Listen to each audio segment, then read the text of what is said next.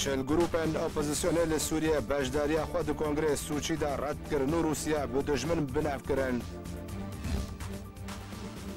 مراسم جشن اجدا يكبونا يسوع پیغمبر لكردستان سوريا هاتن وجاندنو انجمن اجتماعية كرد لسوريا جي بيروزباهية و جشن لخريستيان كردستان سوريا كر.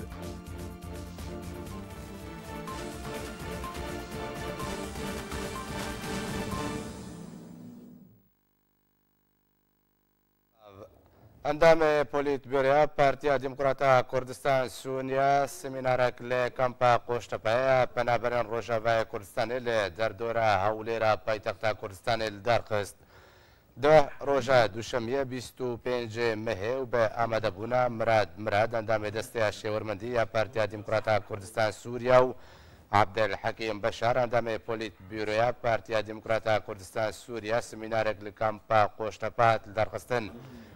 دا روشا ریخستنی یا پارتی هاتا گەنگەشەکردن و بەحسا ڕەوشا خزمەتگوزاری و خواندنێ یا پەنابەرێن ڕۆژاوای کوردستانێن لە ناوا کەمپان و لە دەربەی کەمپان و ئاستەنگێن و ڕاستی خواندەکاران تێن هاتکردن پشترا بەشار ژێ ئەندامێن ئەنجومەنە ناوچەیی و ئەنجومەنە شاخی و ئەنجومەنە شاخی ژنان یا کەمپێ خۆست و کارێ ڕێخستنی بەرفەرەح بکن و گوهدانێ بدن چالاکیان چاندنی و ژەڤاکی و وەرزشی.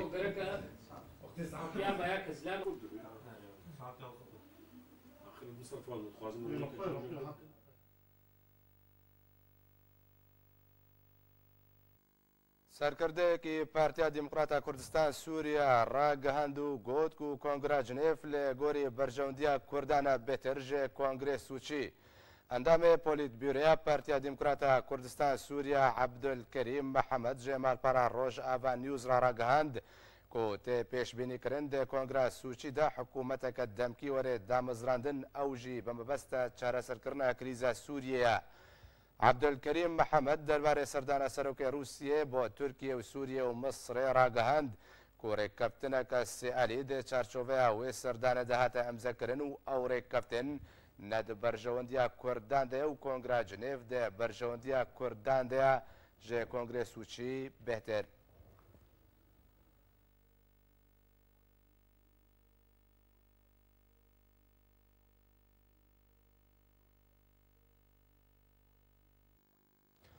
د چارچۆبەیە بەشداریکردنێدا دە بەرنامەیە هەفتەبینە ئارکێک و بریارە ڕۆژە پێنجشەمبێ دەمژمێر نێشەف بێ پەخشکردن ابراهیم برو سروکه بری انجمنان اجتماعی کرد ل سوریه راگهاند کو استیوان دیمستورا شاندر نادولتی جبو سوریه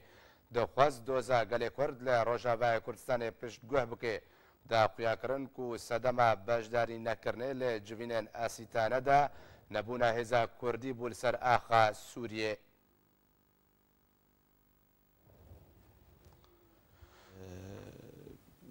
بنگها دستوریا سوری پیش روزی دما گریادا که هبو هنکی ناکوکی هبوندنا ما و اپوزیسیونی ده و خالا کردی بزلالی درباس ندبو و جاری یعنی یک جخالی جهاد دانین دهندر دوازده نبو آسیز داد دهندر دوازده خود وقت بیانا جنیفی او خالق بيجي سوريا دولتك برنتوية ودفي ما في نتوي يه عرب وكرد وتركمان وسريانا بباراستن ودوزا كردي دوزا اجتماعي دهندري سوري ودفي حم سياسات تمييزي بما في كردا بين هلانين أفايا بالتمامي درباسبو تفيجي ما جارها كده دي مستورة أو دي كومنت عمل ما فقران وما نافتني ناف جوهرتن قصدي ما ناف الجمهورية العربية السورية راكر بو دولة سورية ما وطن العربي جاء الغاكر بو عالم العربي بشر دي مستورة أو دي كوماند فاجران داني الجمهورية العربية السورية وشختاك ما داني وداني دولة سورية بحجتها إنه الأمم المتحدة ولو تناسكرن لآليدن أو عالم العربي هشت بس أو جبو كردا خواست راكي جارك دن ما درباسي ودي كومنتيكر وما مداخله جي كرد جواتي دي نجمة في دي مستوراي خالي هاتي دانين واف دوزهان عمري حفتي صالة نا حفت صالة وفي اوبوزيسيونا ولو فره و مزن قبول کریه گدوی اف دوزه هان چارەسەری ژێر بێدیتن هەنگی دیمستۆرە ئیشاداک باشی پێکرد و قبول ژی کرد گە ئەو 12 خالێک ئۆپۆزیسیۆنێ دانینێ تەسبیت ببێ گوت ئەف مال ئالیێمە ئەس ڕێژیمڕێ لێمە خابن ڕێژیم قۆنا دەبەر ینی نیقاشات تشتێکی و بتایبەت جی وەک وێ خالێ ڕێژیم بەرسەف نەدای دیمستۆرە لێژ ئالیە ئۆپۆزیسیۆنێ دێ لە ئومە متحیدا ئەو تەسبیت ئەسیتانە یەکەم ئەم لێ حەزر بوون و پشتژی هەنێک کۆنگرێ ئەسیدانە حەزر بوون لێ ئێمە خابن ئەسیتانە ئالیە عسکەری پێشفت بێ ئەسیتانە ساڵێکی وردێ گەلە کارکرد ji bo rawestandina şer ئێمە چونامە وەک بێ هەبوونا قووەتێک عسکەری لەسەر عردا سووری زعیف بوونەك بژمارە ji ber wilojî yanî ew pêwîstiya berdewamiya me di hemû kongrê Esîtanayê giçêbûn ew pêwîstî gelekî tune bû lê me xabin hebana yanî pêşmergê me li hundirê Sûrî bana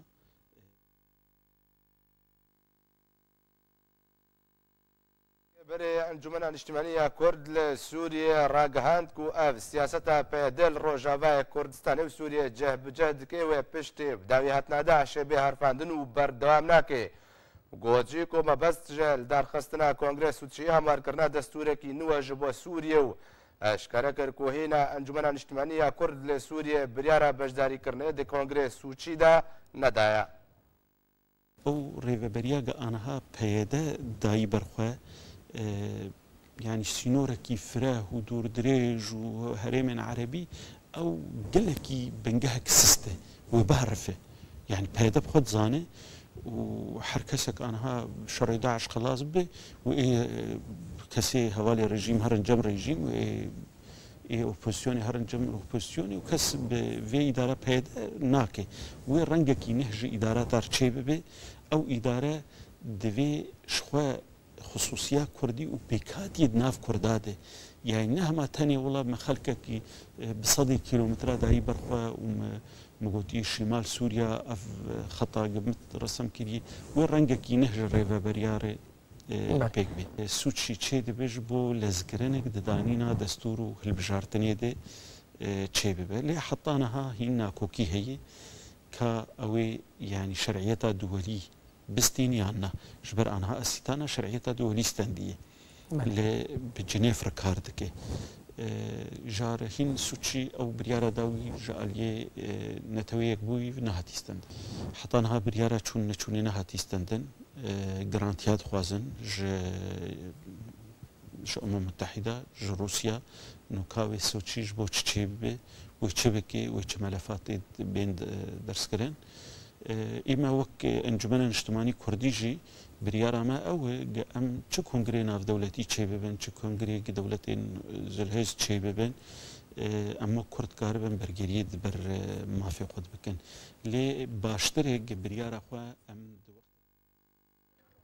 ده داقيان يكا هف بجدا چل گروب دناوا وان دا گروپن لشکری بجدار بون لكونغري سوچي رد کرن پشتی دست نشان کرنا دمال دارخستنا کنگره سوچی کو بریار دی داویا هیوایه که ده بیل دارخستن هلوستن جدا جدا دردکوین هولی.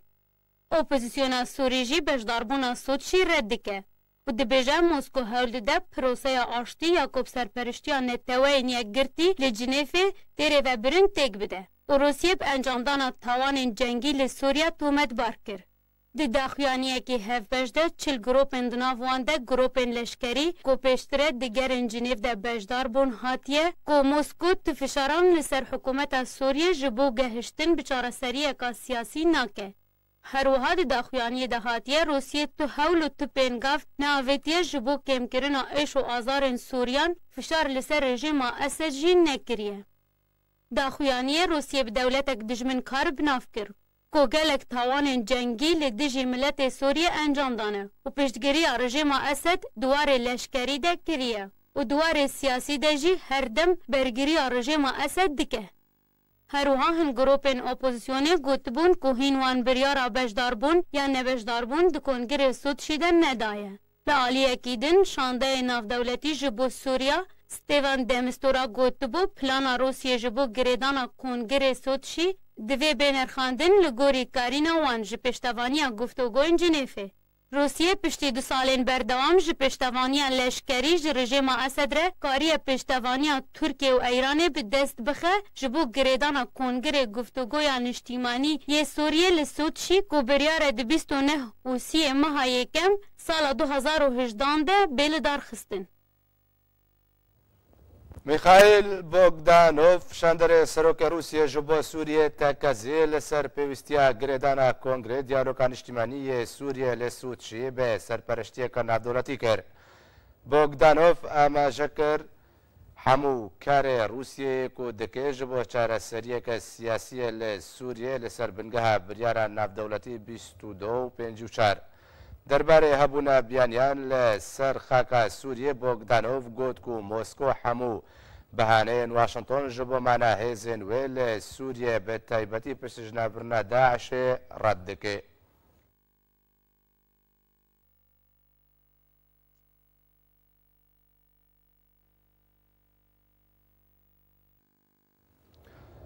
بەڵێ تەماشەبان هێژا ji بۆ گوتوبژیەکە بەهتر لەسەر کۆنگرێ سوودچی و دارخستناوی و بەشداریکردنە ئالیان دێ کۆنگرێ سوودچیدا کۆ بریارە دێ 29 مەها بێدە بێلدارخستن نەهاد ڕاستکەی بە مامۆستا مسلم مستەفا ئەندامێ پۆلیت بیوریا پارتیا دیموکراتە کوردستان سووریا لێگەڵمنا. مامۆستا مسلم ئەگەر دەنگەمە دەبهیزێ کۆنگرێ سوودچی دەدەمان هادە بووە کۆنگرێ هەری باکێش ji بۆ وا وڵات و ئالیێنک و گرنگیە دەدنیان دخوازن چارەسەریەکێش بۆی سووریێ ببینن. کۆنگرێ سوودچی بنەری ناتاوێ ji بۆ gelê Sûriye çi çareseriye bênê holê. Belê êvar baş ji wara û temaşevanên wera di destpêkê de ez dixwazim rêz û silavên xwe bişînim ji xebatkarên me yên siyasî îrok di zîndana peyedê de ne. Em vegerin mijara xwe. Bêguman Kongrê Soçî wê di dawiya çelle yê sala bêda wê li dar bikeve ye. Ev jî kongrek wek kongrên dinê yên ku tê çêkirin çi Esîtana çi Cinêv wê tiştekî hanî nû ez texmîn nakim wê encam bide ye ji ber ku hetanî niha ta niha ti nêrînên dewlî zelal û aşkere û bi tev tinene ku çareserî bikin ji rewşa Sûriyê ji pirsgirêka Sûriyê re. Ji ber wê awê ev kongrana têne çêkirin hinekî wextê dibine. بەڵێ باشە مامۆستا مسلم رووسیە وەکو مەرجێکی پێشوەق دانیێل سەروان ئالیێن و بەهێوینە بەشدار بنیان کوێ بێنە بە خواندنش بۆ بەشداریکردنێ دبێژێ دەبێت بمانە ئەسەد ڕازی بێ دوێ دەمێداگر هات و ئۆپۆزیسیۆن یێ بڤی مەرجی ڕازی بێ نابنەریناتە ئۆپۆزیۆن xwe bîtirê xwe hilwesta xwe ji niha da aşkereşî kiriye û ew hazir nabin ji ber ku ew nadibînin ku Rûsya ticarî ne ortecî ye. Rûsya beşeke ji hevbendiya rejîmê ye. Opozisyon nerazî ye. Başa yani te awek niye ba bejin guhartnek bê holêk û bibe serperiştiya navdewletî we bike ku helwesta opozisyonê bê guhartin? Di texmîna min da tiştekî nû ez nabînim yanî xuya nake tiştekî nî di ev kongrehanî bê çêkirin da. Yani tenê tedî Rusya û Tirkiye û Îran yani ev dewletana nav hev da çê dikin yani yê ku tê gotin ku yani wê nirxandinek bi ji kongrê Esîtana re û Rusya jî dixwaze çira bide ser Rusya ku kanibe ew jî berhemêz bike xelkê Sûriya çi opozisyon çi rejîm و دکانه به داینستاندنه که جمع خواجی هندر ولات خدا چکه یعنی دوردا دبه سه دولت یعنی سه جهتا کو کنگر تن چکرن روسیا سوچی و اسیتانا و جنیوا افجی یعنی بیتر روشا سوری بیتر آلوزیه بیتر یعنی کورتر دکه نه برای چرا سریه دبه باشا ما مستمسلم هن جدر نوچیان دانا خویاکرن کو دارخستنا دا جنیفه دانستاندن جنیفه و این جوینن اسیتانا بیروکا دا مزراندن وانجی یان روسیا بو روسیا وکر کو پشتی 8 گران جه انجام دانا دانستاندن جنیف و جوینن اسیتانا کو ببه انجام بداوی هاتن دا کو بگهنه سوچی چارەسەریە هەری داوی یا هەری سەرەکە هەر لە ناوا رووسیە بێ رووسیە وەکر رووسیە بوو سەدەم و جنێف و سوچی بەبێ ئەنجام بداوی هاتن نەڕیناتە سەر چییە؟ از دبیجم سوچی دەدی بەرێ جارێکێ وەنات محاولەك خوا بەرێ کرد بسەری نەبوو يعني اف تخمين دا ويب سري ببه اف كونغرا ل و سوتشي يكو د وسسه وهي سوتشي بربنا ونادويه يعني نرينا توجي بدرج بدرك جنيف و اسيتانا را از دبیجم درش کرنا وقتایا و رژیم بیتر اویاجی بردوامه د شر خوی لشکری لهمبر سوریا والهمبر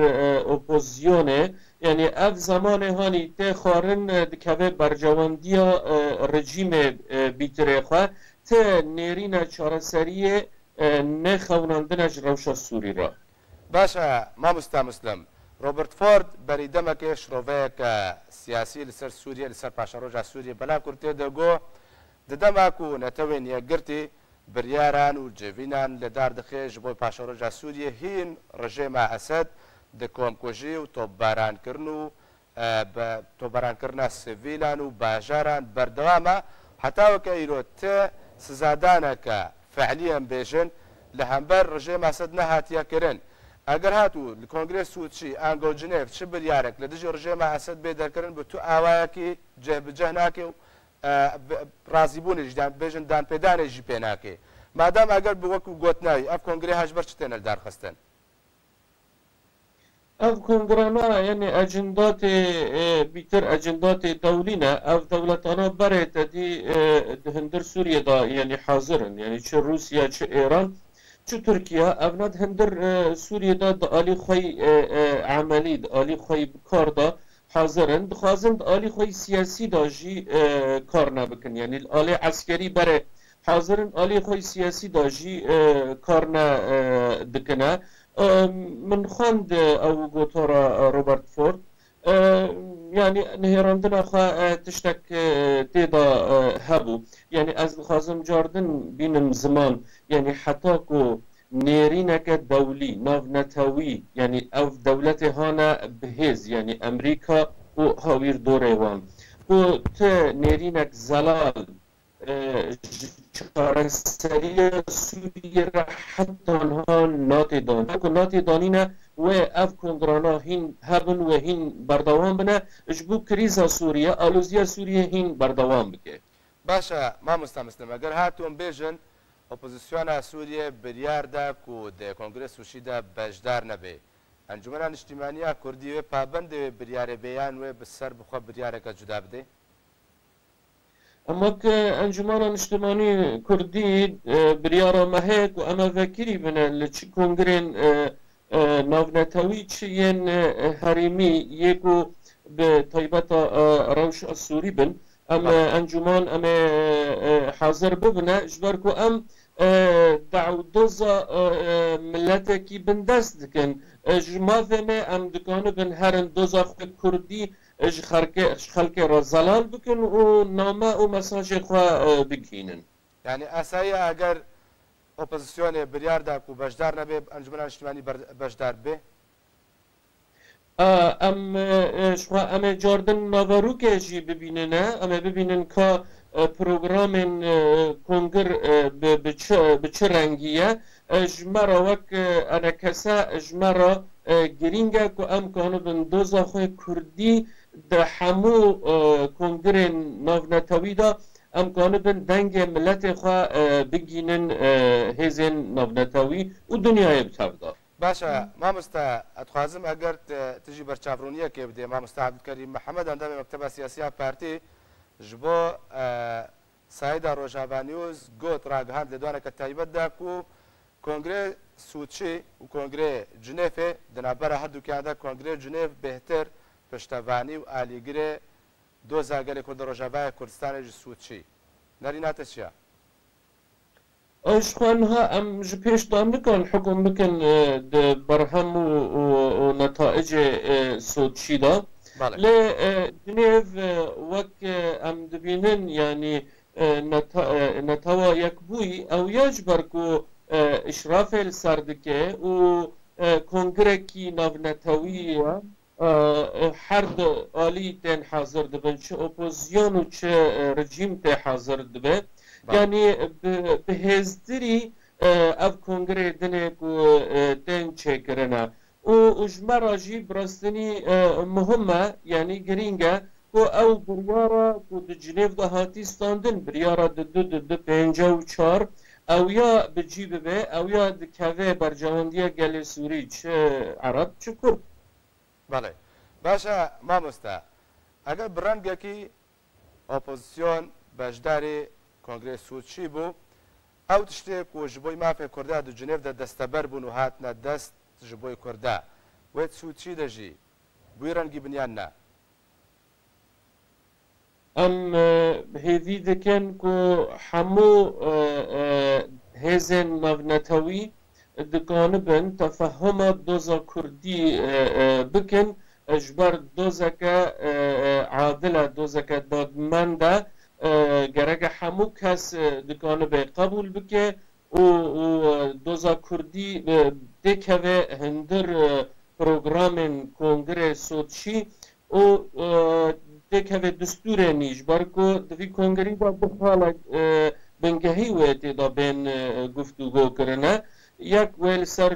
distûrê nû bê ye yê di diyan jî ji bo hilbijartinê bê ye ji me re girîng e ku em di distûrê hanî nî da em dikanibin doza Kurdî wek mileteke xwedan mafe li ser erdê xwe ye em dikanibin tespît bikin di hindir distûr da wê ew ya tiştekî balkêş bê ye û tiştekî girîng bê ji doza Kurdî li Sûriyê. Başa gelek spas ji bo mamosta Muslim Mehmed endamê Polîtbûroya Partiya Demokrata Kurdistan Sûriya ku te diriya Skype welgela min bûyî. Gelek spas mamosta.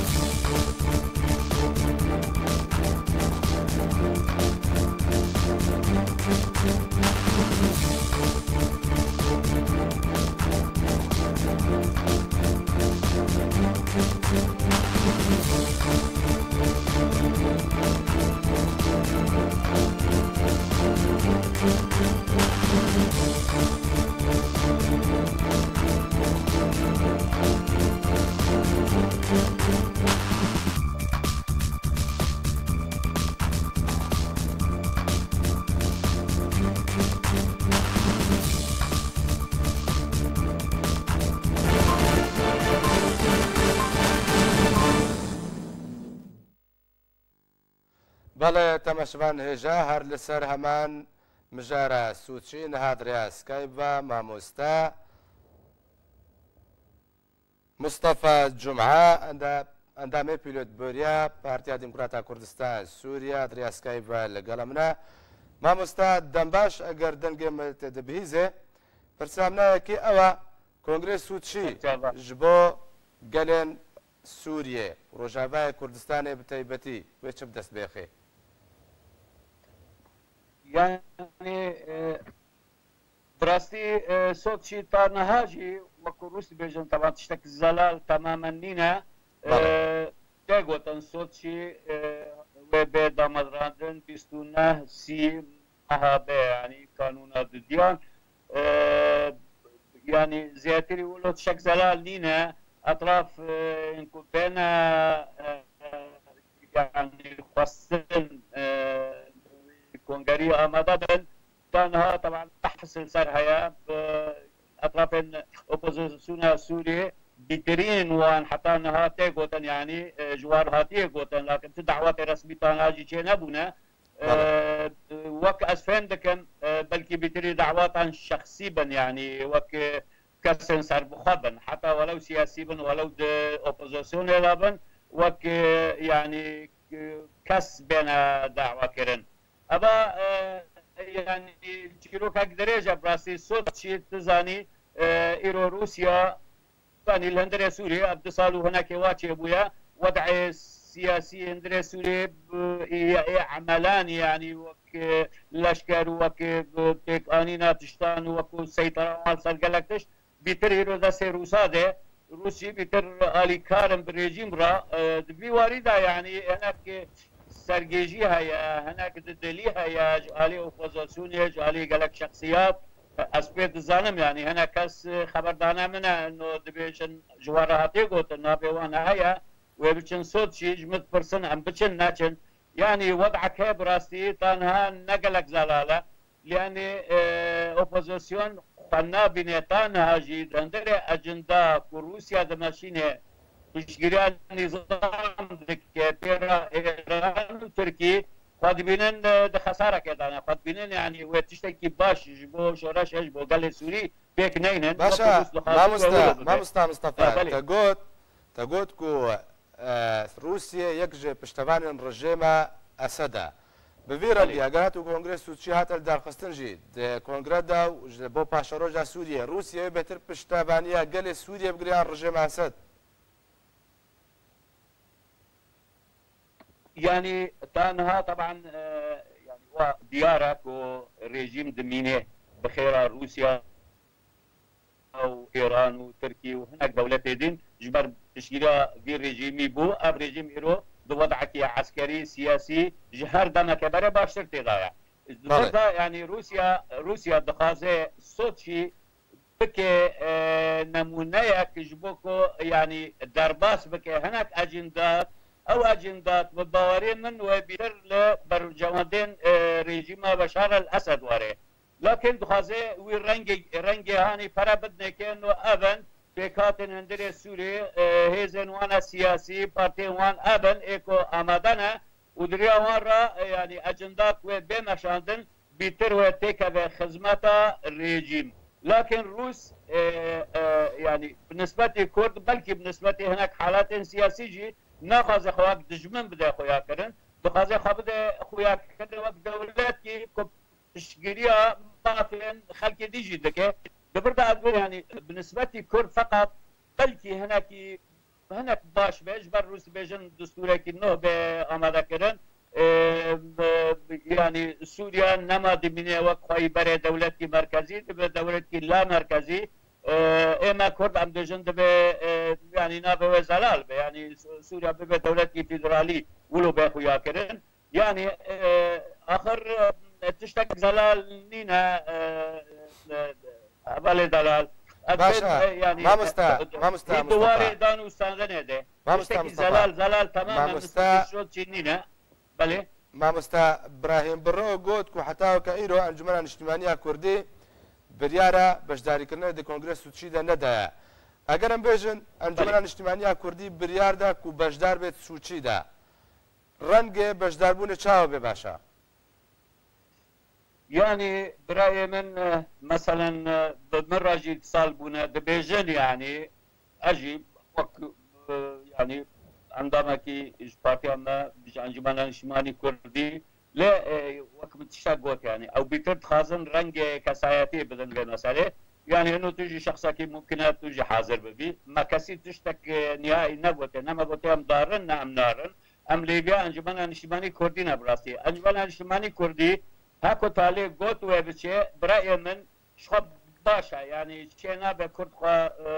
دولي كونغاري ناب نتوي بكن دبا آمادا به لكن از دبن بري وينا دبا رنگك يكبونك سياسي بخويا كرن جبو كالوستا سياسي كردي باشتر بناس كرن بقوات به براستي طبعا هناك تفاهمات لازمن مخابن طرف ديني كو اموان بهر دو غازن جايتانا بيجن ون غلطن او جبرات بيجن و غلطن بقوة يعني تشكداري صحة سياسية كردستان السوري دامزران دنا ابنا بطرف يعني بيادا بشكل خاص كان هاجي طبعا موقفه نحوشة كسي قبولناكي خوازي يعني وقت دافعانه كي سياسي زلال علي وان دركبه خابدن خويا كرن وقت يعني توجه سياسي زلال قريداي بمافن كردايتي و بيش روجا ولات السوري مسألة فيدرالية مسألة مافن قالي كرد خدوي واريدا بدن خويا كرن كو امكانيه تفاهمها بين ما مصطفى كردي بهبره وكلك بار تقو كونغرس وتشيو بهتر كساتي تدا بشدار بن وياك جا ما بس سركيل دار قستنا كونغرس وتشي هماركرن انغو نويسينا رش نويسك دستور سوريا نورا اگر كساتي بەشداری دکن چاوە رووسیە وێ ڕەشنویسێکە ژە پاشە ڕۆژا گەلە سووری ڕنویسێ دڕیا کەسایەتیان بە نەک ئالیەن ڕسمی فەرمی کوونەتەوەن یەکگرتی وڵاتێن ناودەوڵەتی دانپێدانێ بواتکەن بەێ بنێ یعنی ئێکۆ دچن پرترینێن وان هەموو سیاسینە هەموو ئێ پارتیانن ئێ ئەنجومانە نیشتیمانی کوردە ئێ ئۆپۆزاسیۆنێنە بەش بۆ کۆ دەرباس بکن وێ برەنگێکی سیاسی كو ايران جي راضي به ترك جي راضي به هناك يعني اطراف دين جميع وضعي راضي بن بخاصن في الرنج كسايا بدن انه ابقي شيئين يعني طاچاكي يعني رايا قشتي تمثيل لكن اشخاصنا ناس كرينا ورنج سياسي جهايا لكن وكن نوك بارتي ونوك كتل يعني نوك حالات جبين وعيبا بخاطر حتى هواتي قلتن يعني تالي ممكنه بحول يعني برنجة كدين شبه بس قصدي ما ادوجم تانها جبوله ادوجم صوت شي رنجة وتانها نزل على تماما وكي حاضر ببه قالوا نابنا الرجيم واوبوزيسيون ده قالوا اطراف الدين قالوا بنابه بيكاتين هندري سوريا بنابه يعني كتلين سياسيه شوايه أبغى بشي نزل على لكن يعني وقت آگاهين كهنا إنه يعني قالك كسي مرة تواصل كريد دبيجن يعني عن دعوة بونا إنسان سياسينا ودبي عن دعوة بونا نابي وقت شخص وقت كسك سياسي كسك كو دنجوي هيا دوتع السوري ده بدون رنجي هناك إيكو مرة يتصال كنا ولا دبيجن أم ولا دعوة بونا فبردا أقول يعني وضعك هي لابكتي جوا مكسر خزيدان إيشين وضعك لابكتي نتمام زلالة هاكو شيء بوتبي كواجرا وخدانينا قلت بستونا وسي قانونا دديان هاكو بسريبو حتى جناح حياة ووقته دكي يعني ليكولينها دكي دانوستاندنها بين نيزن سياسي نابين يعني ديمستورا ودورة والذهب مشاورة أمريكية ببي أدبجم يعني وتشتكي يعني حتى بقن وينا دبي وضعك زلالة بي يعني إيكو بتشن ظالم تشبه بتشن تمثيل دكنا أنا وين أخش قالك سباز بوما مصطفى جمعة عندما بوليت بيوريا بارتيا ديمقراطية كردستان سوريا كودريا سكايب والقلم من بو قالك سباز ما مصطفى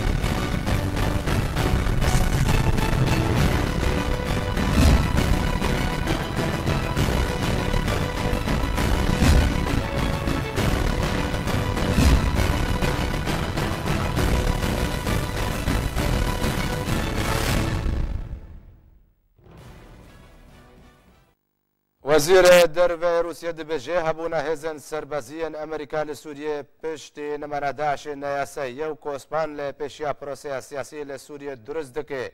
êrîşa li ser yekparçeyiya Sûriyê. Sergey Lavrov wezîrê derve Rûsiyê ji ajansa Novosti ya Rûsî re ragihand ku Mosko di alîkarîkirina Sûriyê de heta ku rewş aram bibe wê berdewam bê.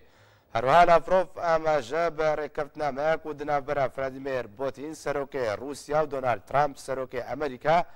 یاکو دمەها بوریدا لە ڤیتنام هاتی ئەمزەکردن کرد و گوت و واشنگتن و مۆسکۆ لەسەر پارێزگاریکردنێ لە یەکپارچەیی و سەروەریە سووریە و سیستەما سیاسیە ئەلمانیە ڕێککەوتنە. لاڤرۆڤ سەربار کرد و گوت و پشتی داوی هاتنە داعش ڕژێمە ئەسەد ڕازی نابێک و هێزن لەشکەری لە ناڤ ئاخا سووریە بمینن و هەبوونا هێزن ئەمریکا لە ناڤ ئاخا سووریە پشتی داوی هاتنە داعشێ نایاساییە کۆسپان لە پێشیا پرۆسەیە سیاسی لە سووریە دروست دەکەێت.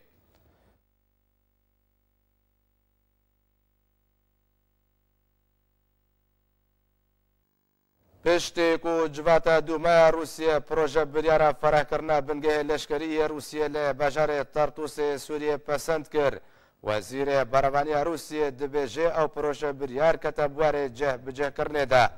سێرجی شویگۆ وەزیرە بەڕەوانیە رووسیە ڕاگەهاند و مۆسکۆ دەست بە کارکردنێ کردیە ji بۆمانە هەردەم یا رووسیە ناڤە ئاخا سووریە و ئەوژێ بە ڕازیبوونا ڕژێمە ئەسەدا. شویگۆ داخویاکردن و هەفتەیە بوری سەرۆک ئەرکانی ئارتێشا رووسیە پلان ji بۆ فەرهکردنا هەردوو بنگەهێن لەشکریە رووسیە لە تەرتوسێ و لازقیە دانینە.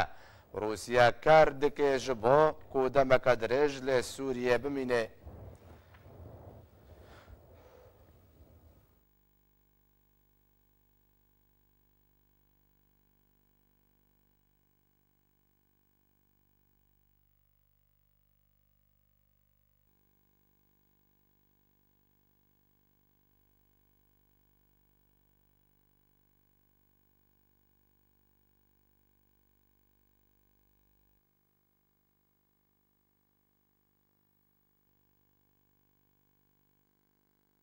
ئەمینداریە گشتی ئەنجومەنە نیشتیمانیە کورد لە سووریە داخوایانیەکە پیرۆزباییە بە بۆنە جەژنە ji دایکبوونە حەزرەتا مەسیح و هاتنە ساڵان و دەرخست وێ داخوایانیەدا ئەنەکەسەی پیرۆزباهیە برای خۆی خریستیانی دکێ و پیرۆزباهیە مڵەتێ سووریە بێگشتی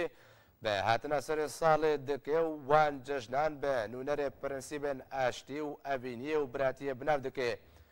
ئەنەکەسە هەروەها داخوازە بەهێزکردنا پرەنسیبن لێبورینە و پێکوە ژیانێ دکێ و کارکردن ji بۆ ئاباکردنە سووریایەکە فەرەح نەتە و فەرەحئۆل.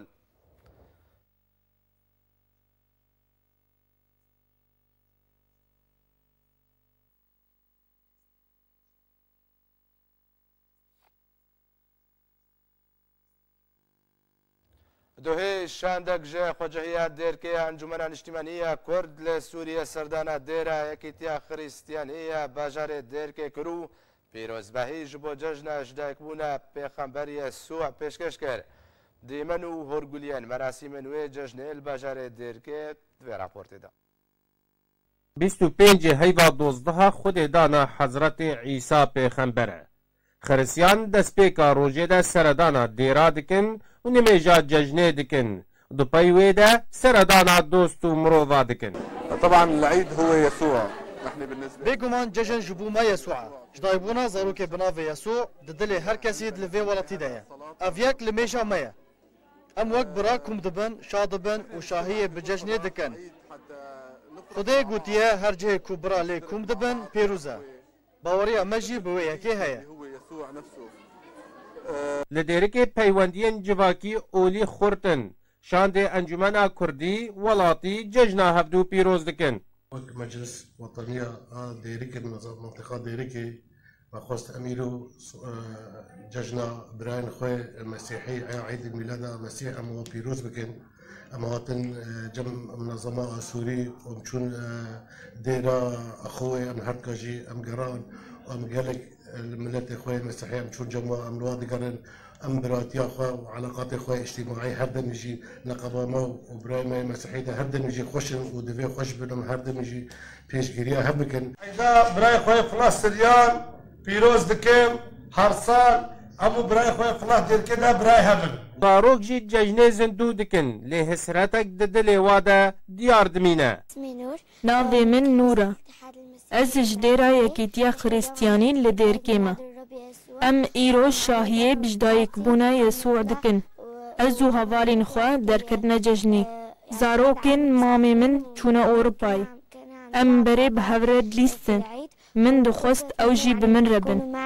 لدیرک جدابون دنبرا ججن مسلمان و خریستیانا یان ججن نتوید تنه عادية ميوزيكا أولي تيمكا خريستيانية بسر كنيسة اتحاد ويا جهيش سالام و هاتية دامزراندن دقلك آهنگا دا بشدار بويا جورج يونان سرپرشتيار تيما فادي دبيجا